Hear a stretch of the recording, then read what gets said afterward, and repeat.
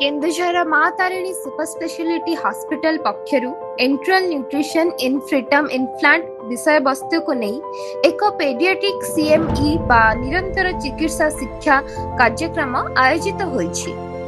एही सीएमई रे Maa Tarini super speciality hospital superintendent doctor Pritish Mahanta अंशग्रहण करी डॉक्टर मानंकु अबकाल शिशुंक पई एंट्रल न्यूट्रिशन रो गुरुत्व एवं आवश्यक चिकित्सा पद्धति संपर्क में विशेष आलोचना करथिले।